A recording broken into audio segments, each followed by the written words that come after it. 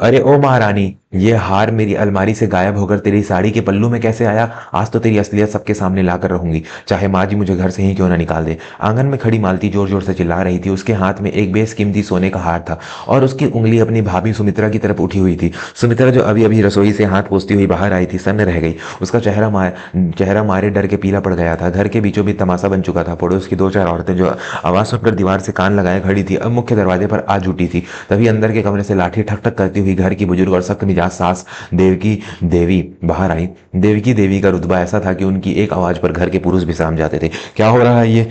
क्यों मच्छी बाजार बना रखा है मेरे आंगन को? देवकी देवी ने अपनी कड़क आवाज में पूछा। मालती जो शहर से छुट्टियां में मायके में आई हुई थी, अपनी माँ को देखते ही जोर से रोने का नाटक करने लगी। माँ देखो ना, इस सुमित्रा ने क्या किया। मैंने अपना शादी वाला हार अलमारी के ऊपर रखा था, अभी देखा तो गायब था। मैंने जब इसके कमरे की तलाशी ली तो ये हार इसकी साड़ी के तह के बीच मिला। इस हम इसे भोली भाली समझते थे, पर यह तो पक्की चोर निकली। सुमित्रा के पैरों तले जमीन खिसक गई। उसने कांपते हुए हाथ जोड़े। नहीं माँ जी, मैंने चोरी नहीं की। मुझे तो पता भी नहीं कि दीदी का हार कहाँ रखा था। मैं तो सुबह से गौशाला और रसोई के काम में लगी हूँ, विश्वास कीजिए माँ जी। देवकी देवी ने अपनी बहू को घूर कर देखा। उनकी आंखों में अंगारे दहक रहे थे। सुमित्रा को लगा कि आज तो उसकी खैर नहीं। वैसे भी देवकी देवी उसे दिन रात कोसती ही रहती थी। अभी कल की ही बात है, सुमित्रा ने जब शाम की चाय बनाई थी तो देवकी देवी ने प्याला देहरी पर फेंक दिया था। अरे अकल की दुश्मन, कितनी बार कहा है, ये अदरक कूट कर डाला कर। ये चाय है या शरबत? चीनी उधेड़ दी है पूरी। मेरे बेटे की कमाई क्या पेड़ पर उगती है? तुझे तो बस राशन बर्बाद करना आता है। सुमित्रा ने चुपचाप प्याला उठाया था और फटी हुई साड़ी के पल्लू से फर्श साफ करने लगी थी। जी माँ जी, अगली बार ध्यान रखूंगी। अगली बार? तू तो पिछले 10 साल से यही कह रही है। न काम का सलीका है, न बड़ों का आदर, बस मुंह लटकाना आता है। जा मेरे लिए दोबारा फीकी चाय बना कर ला। सुमित्रा बिना एक शब्द बोले रसोई में चली गई थी। यह रोज की कहानी थी। कभी सब्जी में नमक कम होने पर ताने, तो कभी कपड़ों की धुलाई पर डांट। देवकी देवी अपनी बहू को एक पल भी चैन से बैठने नहीं देती थी। अगर सुमित्रा 2 घड़ी आराम करने के लिए लेट भी जाती तो देवकी देवी की आवाज गूंज उठती। अरे महारानी, लाट साहब की बेटी हो क्या? दोपहर के बर्तन कौन मांजेगा? उठ और काम पर लग, शरीर को जंग लग जाएगा वरना। पड़ोसियों और रिश्तेदारों को यही लगता था कि देवकी देवी अपनी बहू को फूटी आंख नहीं सुहाती। और आज आज तो बात घर की इज्जत और चोरी तक आ पहुंची थी। मालती अभी भी चिल्ला रही थी। माँ तुम चुप क्यों हो? आज फैसला कर ही दो, या तो ये एक चोर इस घर में रहेगी या मैं। मेरे पति ने इतनी मेहनत से हार बनवाया था, अगर खो जाता तो मैं उन्हें क्या मुंह दिखाती? और भैया भैया को तो देखो कैसे चुपचाप खड़े हैं, जोरू के गुलाम बनकर। सुमित्रा के पति रमेश जो अभी खेत से लौटा था, अपनी बहन की बातें सुनकर शर्म से लाल हो गया। वो अपनी माँ और बहन के सामने कभी बोल नहीं पाता था। उसे भी लगा कि शायद सुमित्रा से ही गलती हुई होगी। गरीबी में इंसान की नीयत डोलते देर नहीं लगती। यही सोचकर उसने अपनी पत्नी को गुस्से से देखा। सुमित्रा, अगर तुमने हार लिया था तो बता देती, चोरी करने की क्या जरूरत थी?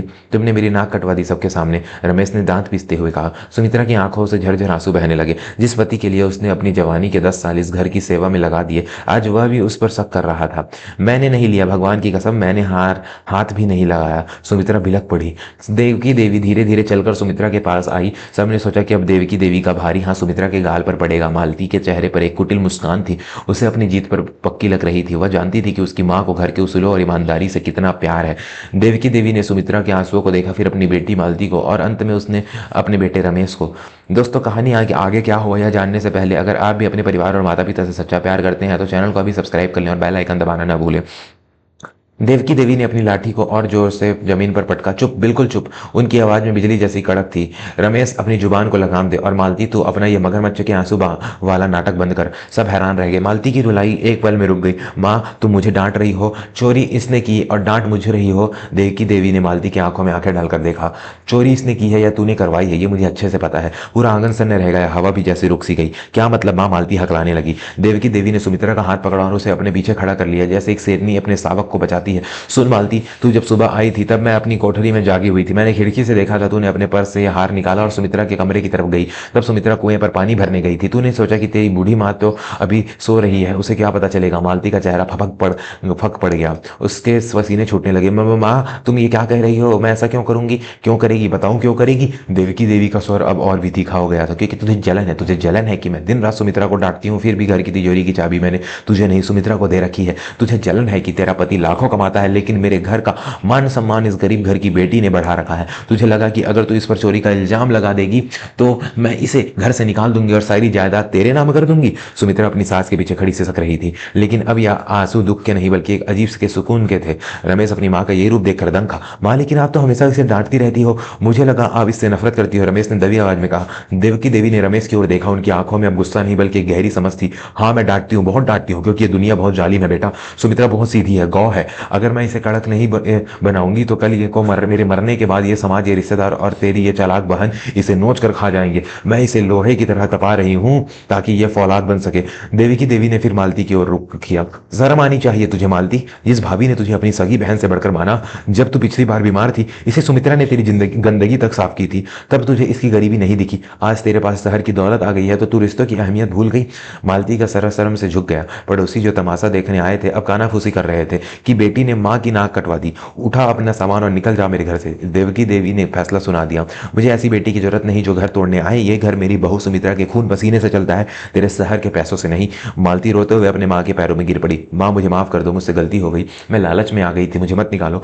देवकी देवी ने अपना पैर पीछे खींच लिया। माफी मुझसे नहीं, अपनी भाभी से मांग, और याद रख ये सिर्फ इस घर की बहू नहीं है, ये देवकी देवी की परछाई है। इस पर उंगली उठाने से पहले 100 बार सोचना। मालती ने रेंगते हुए सुमित्रा के पैर पकड़े। सुमित्रा, जिसका दिल मोम जैसा था, तुरंत नीचे झुकी और अपनी ननद को उठा लिया। दीदी, ऐसा मत कीजिए, आप बड़ी हैं। माँ जी, इन्हें माफ कर दीजिए, गुस्सा सेहत के लिए अच्छा नहीं होता। सुमित्रा ने अपनी सास से विनती की। देवकी देवी ने गहरी सांस ली, उनका गुस्सा पिघल रहा था। उन्होंने सुमित्रा के सर पर हाथ फेरा। तू नहीं सुधरेगी पगली, अभी भी इसका पक्ष ले रही है। यही तो डर है मुझे कि तेरा ये भोलापन तुझे डुबा न दे। सुमित्रा ने मुस्कुराते हुए अपनी सास के चरण स्पर्श किए। तब जब तक आप मेरे साथ हैं माँ जी, मेरा कोई बाल भी बाका नहीं कर सकता। आपकी डांट में जो प्यार है वो मैं जानती हूँ। उस रात घर का माहौल बदल गया। रमेश अपनी पत्नी के सामने नजरें नहीं पा रहा था। उसने रात को सुमित्रा से माफी मांगी। मुझे माफ कर दो सुमित्रा, मैं अपनी ही पत्नी पर भरोसा नहीं कर पाया। माँ सही कहती है, मैं सच में जोरू का नहीं बल्कि दूसरों को बातों का गुलाम हूँ। सुमित्रा ने उसके मुंह पर हाथ रख दिया। पुरानी बातें छोड़िए, बस इतना याद रखिएगा कि हर चमकती चीज सोना नहीं होती और हर डांटने वाली साथ दुश्मन नहीं होती।